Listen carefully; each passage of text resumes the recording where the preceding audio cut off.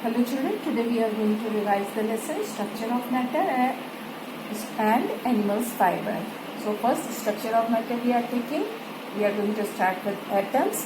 What are atoms or what is atom? An atom is the smallest particle of an element that can take place in a chemical reaction.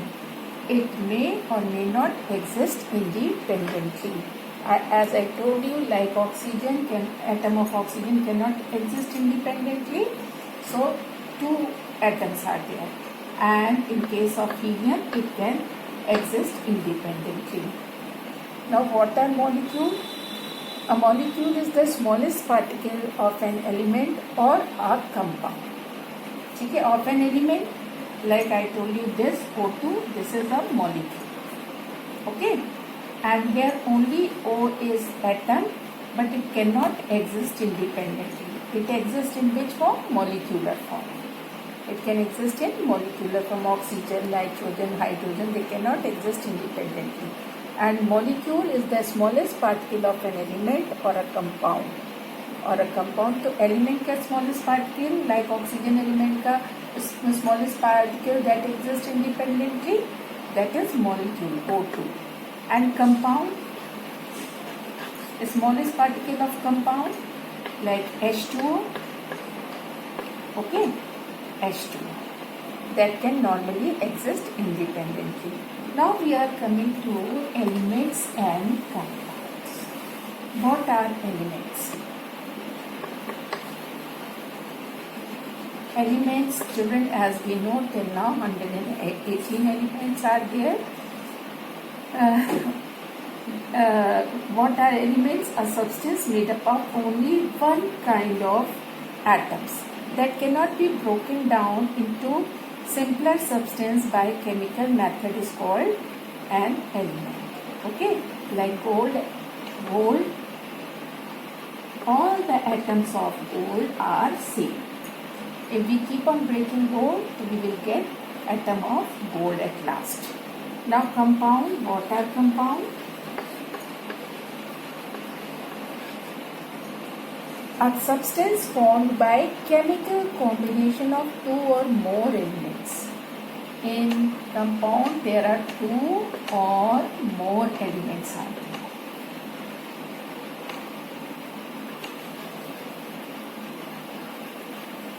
Like in case of water, what two elements are there? Hydrogen and oxygen. In carbon dioxide, what two elements are there? Carbon and oxygen. In glucose, what elements are there? Carbon, hydrogen and oxygen. So these are all what? Compound. All these are what? Compound.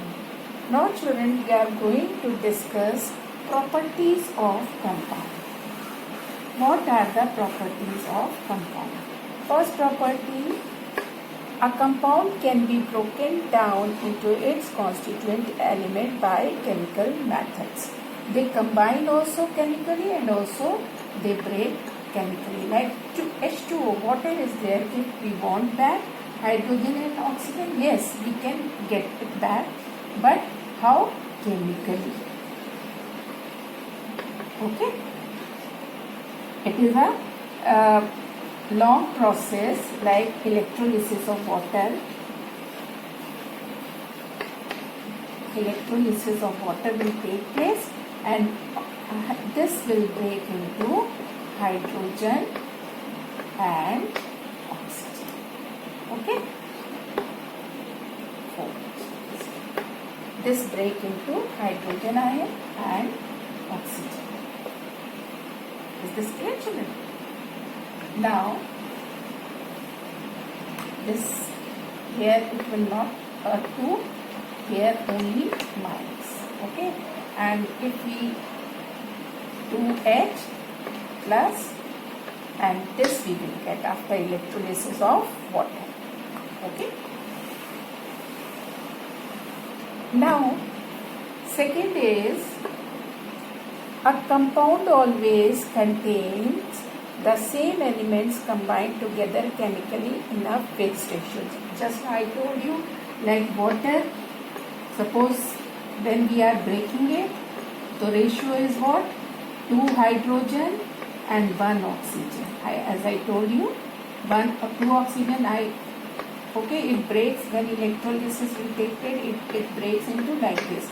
But when it will combine, combination will also take place in this ratio. So what is the ratio of hydrogen? 2 and oxygen 1. Here also 2:1. The ratio will remain same.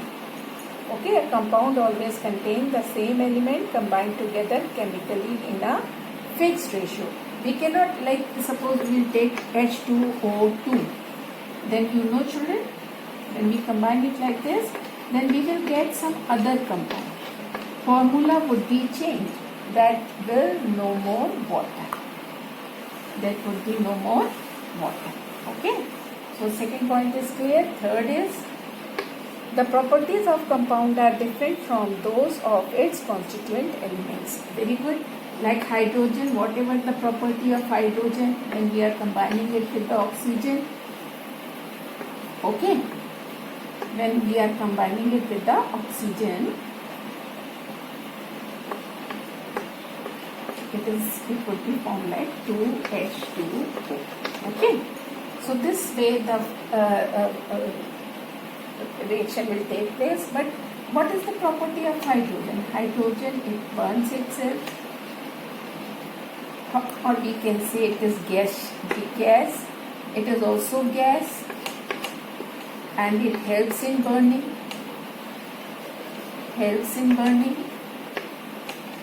But this is formed, the state is what? Liquid, and it helps in extinguishing fire. Okay. Helps in extinguishing. So just you see, whatever is the property of hydrogen and oxygen, we cannot see that property here in its compound.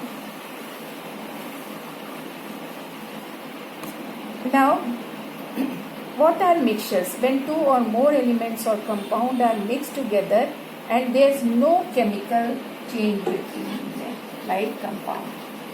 No chemical change.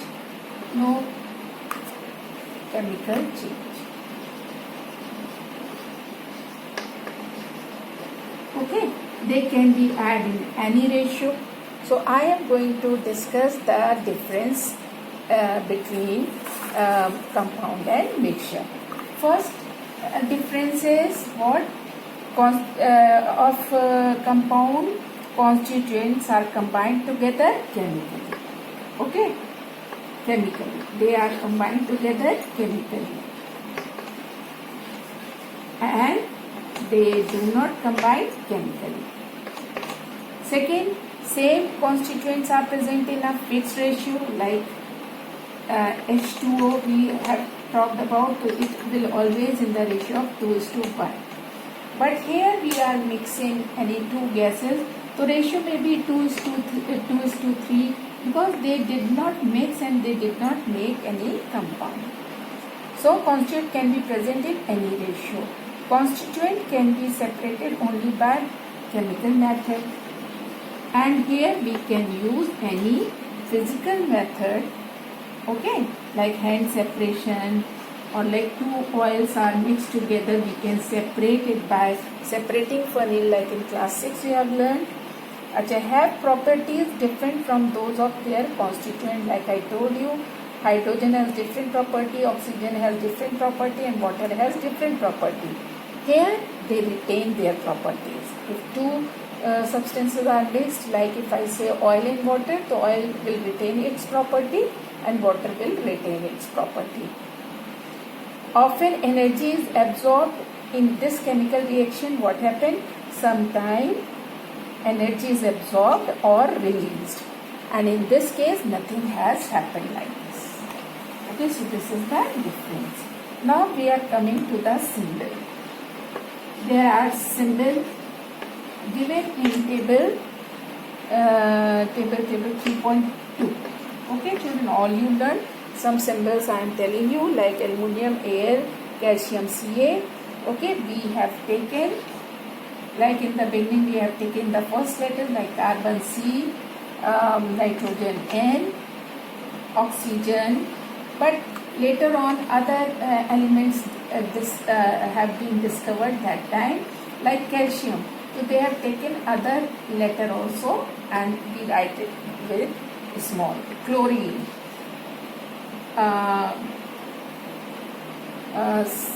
that is CO is what? B say boron, beryllium, Be. Okay, like this there are many. CO, cobalt. So there are many elements. Some elements they have got their symbol by their Latin after their Latin name, like iron. Iron is ferrum. So the symbol is Fe. Okay, ferrum Fe. Calcium K, natrium Na, wolfram W, gold Au, gold aurum, copper cuprum Cu. So this way they have got the name. Now formula. What formula tells us? Formula tells us what things formula tells us. Like any formula is written, what this formula tells us? First thing, name of elements. How many elements are there? Or we say number of elements present. Number of elements.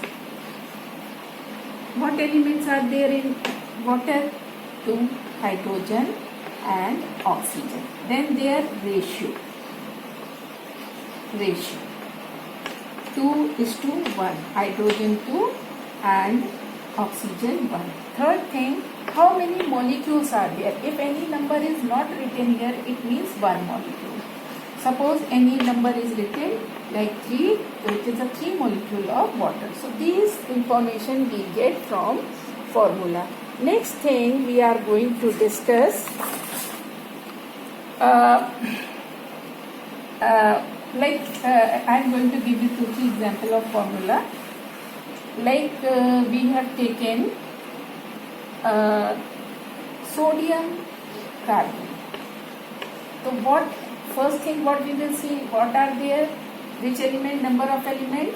So we will see that sodium is there, carbon is there and oxygen.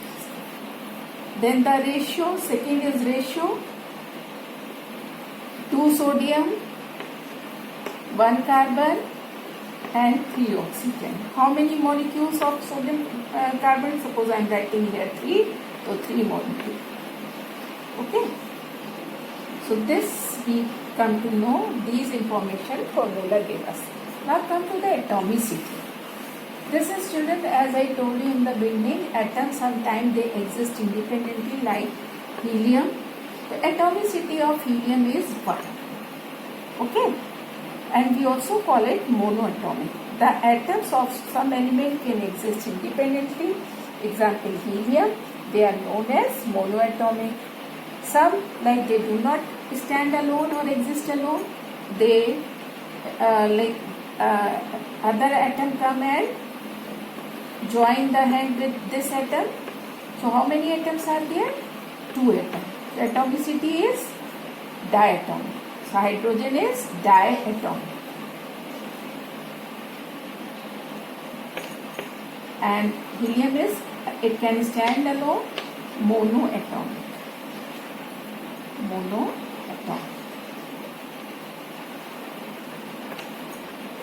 Okay.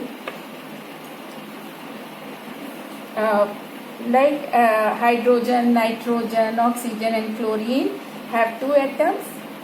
Chlorine, oxygen, nitrogen. So all they are diatomic. In case of like phosphorus, 4 atoms are there. It is tetraatomic.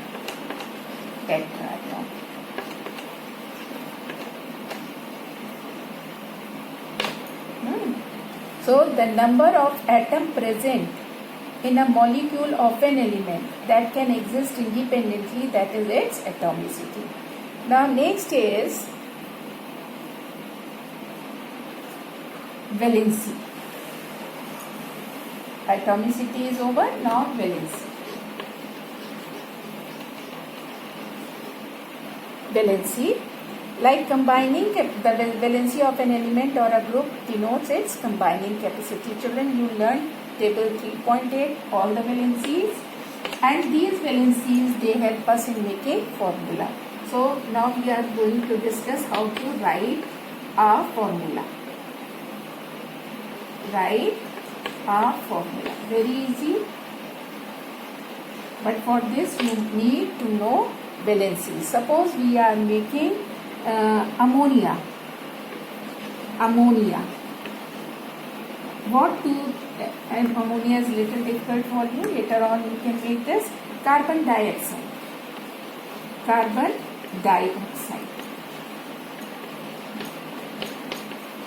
So what you are seeing, what things are there? Carbon is there and oxygen is there. What is the valency of carbon? 4. You can see from the table, and its valency is 2. Next step, what we will do, we will cancel. 2 1s are 2, 2 2s are 4. So what we are getting? 2 and O1. We will cross it. In next step, we will find 1 and O2.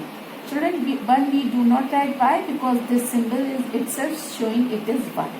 So now we have got the formula CO2. This way we make the formula. Okay, like sodium chloride. Sodium is this, chloride is this. As steps are very important. Second step you write down, first you write down the name of element, like sodium chloride.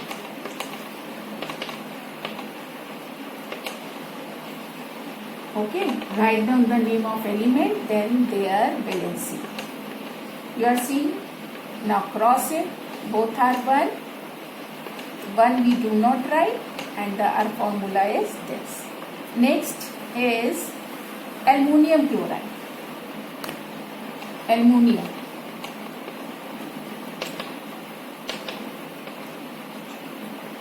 written, chlorine written. What is the valency of aluminum? 3. Chlorine 1. Cross it. Okay.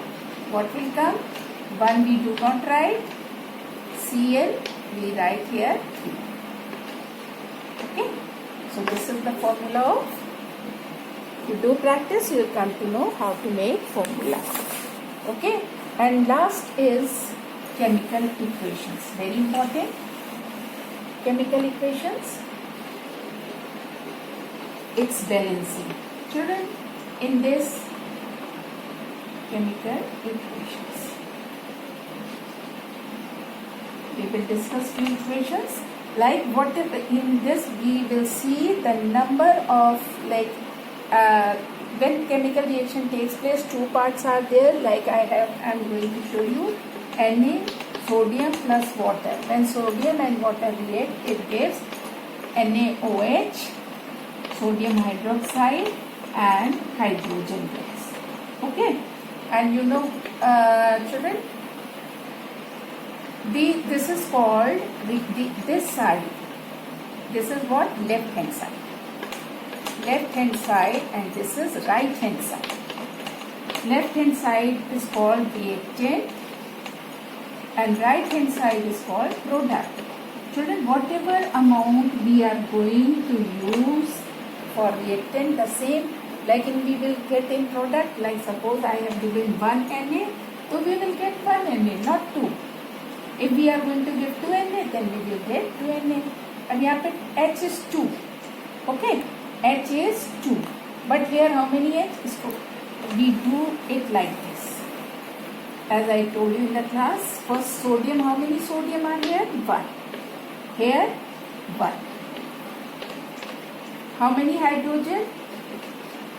2. Atoms of hydrogen 2 here. 2, 1, 3. 3. How many oxygen? 1. Here 1. or everything is balanced except hydrogen. यहाँ 2 है, यहाँ 3 है. So we make it like if we are going to make it here, we are going to write 2. So it would be what? 2 and 2, 4. How many hydrogen? 4. And here if we have to make it 4 now, so we will write here, we always increase the number of molecule. Never add here. It will change our formula. At the base of atom we will never write, always increase the number of molecule.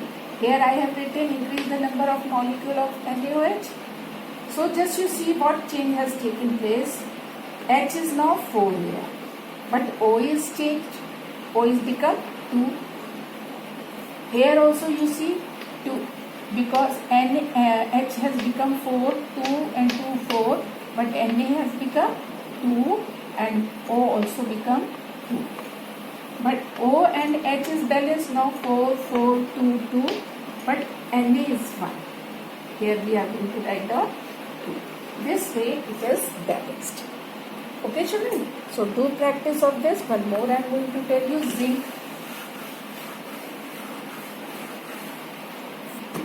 Zinc plus hydrogen chloride will give formula. We make zinc and Cl. This is 1, this is 2. To cross we will do. 1 will come here, we will not write 1 here. 2 we will write here. So formula of zinc chloride is this, and H2 gas. H cannot be stay alone, so molecule we write. Now balance it. How many Zn here? 1. How many Zn? 1. How many H? 1. How many H? 2. How many Cl? 1. How many Cl? 2. So we have to make H or Cl2. We will increase the number of molecules. Both have become 2, 2. Now both the sides are balanced. Okay. Now children, we are going to discuss animal fibers. Our next lesson is what? Animal fibers.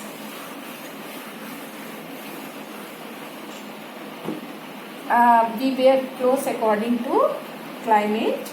And fibers, there are 2 types of fiber, natural fibers or synthetic fibers. Fibers, 2 types, natural fibers and synthetic fiber. Natural fiber we get from nature like plants and animals. And synthetic we synthesize man-made fiber. Okay, synthesize. So we are going to discuss natural. We are like plant fiber. Plant fiber, last year in class you have learned cotton, jute. They are like plant fiber, generally they are made of cellulose. The base of plant fiber is cellulose. Okay, the base of plant fiber is cellulose, and the base of animal fiber is protein, like our hair.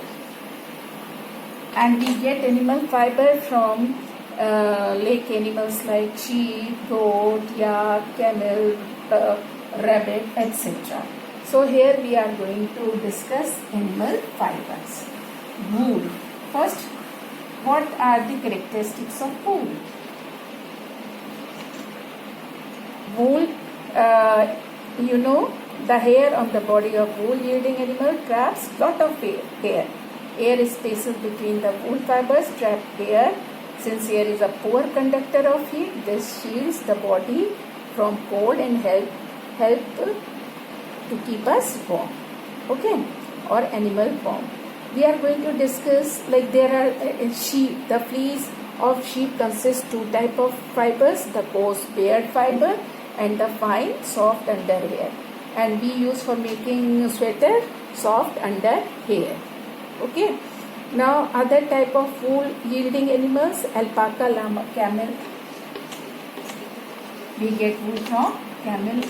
Example, alpaca and llama. Okay. Goat, we get wool from goat. Pashmina, cashmere goat, from cashmere goat we get very good wool, pashmina. And also angora goat, from angora we get mohair. Okay, rabbit, angora wool. From angora rabbit we get angora wool. Okay, angora wool. And yak, we get wool from yak. Sheep, you know, everybody sheep. Sheep is the most common animal. From that we get wool. Now from hair to wool. How from the hair of sheep to we get the wool? We are going to discuss this. First step is rearing. If we want to take out the wool, for that we need to rear the sheep. Okay, sheep are reared mainly for their wool. They are mainly reared in Rajasthan, Ladakh, hills of Jammu and Kashmir, Himachal Pradesh, Uttarakhand, Arunachal Pradesh, etc. Now, second step, like they are fed also with the good food. Generally, you know the food of sheep is grass, leaves, but reared sheep, they are fed with the mixture of pulses, corn, jowar, oil cakes and minerals. Next step is shearing. The sheared hair is shearing is what? The removal of wool from a sheep is called shearing. It can be done manually with a large razor or with the shearing machine. Next is scouring. Cleaning of sheared wool or fleece is called scouring because it contains dirt, dust, grease, etc. Now sorting. Next step is sorting. Sorting consists of separating hair of different texture, related to texture. After that, removing burr. Small fibers are there, hair are there, removing burr. Okay, burrs are soft, fluffy fibers in wool. These are removed manually.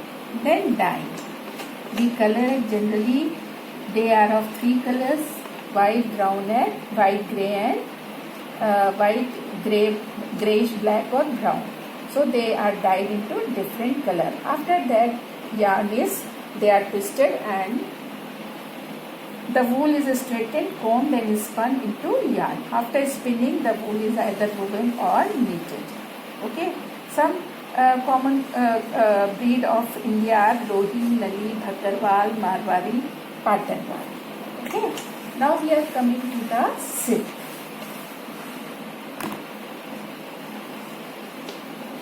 Silk is also animal fiber. It is a filament, very thin, long strand, that is filament.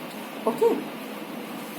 In life cycle, white is a prized fiber because of its luster, and it is a good insulator.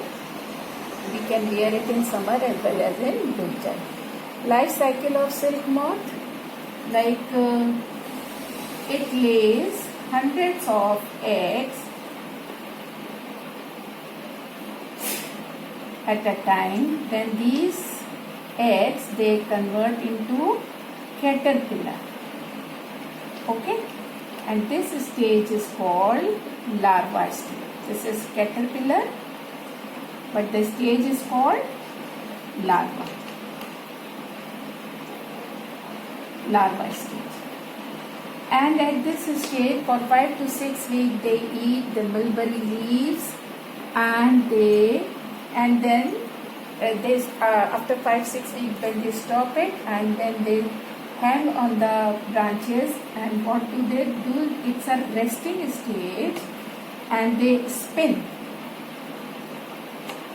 around them. Okay.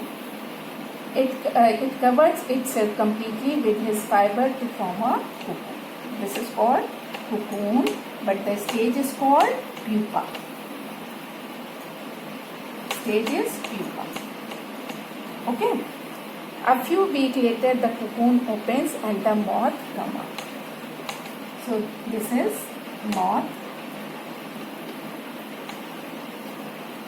It's come out. So this is the life cycle of silkworm. But in sericulture, those who rear these moth and for the production of silk, is called sericulture. The breeding and management of silkworm for the production of silk is known as sericulture. What do they do? A female silk moth lays hundreds of eggs at a time. These eggs are warmed to a temperature suitable for hatching. Like here, naturally they are hatching, but there they keep in incubator for incubation, so that they get suitable temperature, and they hatch into this caterpillar. What do they do? After hatching, the silkworm are fed on freshly chopped mulberry leaves for 6 weeks. The worm eat almost continuously and increase in size. Okay. At the end of this period, they are ready to spin their cocoon. Branches of trees or shrubs are placed in their rearing houses. The worm climb these branches and make their cocoons out of one continuous thread, taking about 8 days for the process. And this is called spinning of the cocoon. After all the cocoons have been gathered, the initial step in silk manufacture is to kill the insect inside this cocoon. What do? They boil it in oven or treat it like killing they kill the insect by heat. The silk fiber is obtained from the cocoon by a delicate process called gilding. Okay. After this heating, the filament from 4 to 8 cocoons are joined and twisted. This is then combed with a number of other similarly twisted filaments to make a thread that is wound on a reel. The resulting thread is called raw silk. So this is what sericulture. And children, what are the health hazards related to sericulture and wool industry? First, with the wool industry we will discuss, and we call that sorter's disease. People working in the wool industry sometimes get infected by a bacterium called anthrax. Sorter's disease. Okay, anthrax, it leads to a fatal blood disease, and that disease is called sorter's disease, and it is caused by which bacteria? Anthrax. Second, respiratory diseases in silk industry. Inhalation of vapors rising from cocoon undergoing steaming, cooking and reeling produces breathing problem, asthma and bronchial ailments. So this is the problem related to silk industry. Another problem is scabies and skin infections. The first step in reeling is the boiling of cocoon in water to kill the worms. As a result of constant dipping in hands in boiling water, the skin of the workers become raw and blistered, resulting in peeling of the skin of hands and feet. So children, that's all. You revise the lesson. Okay. Thank you.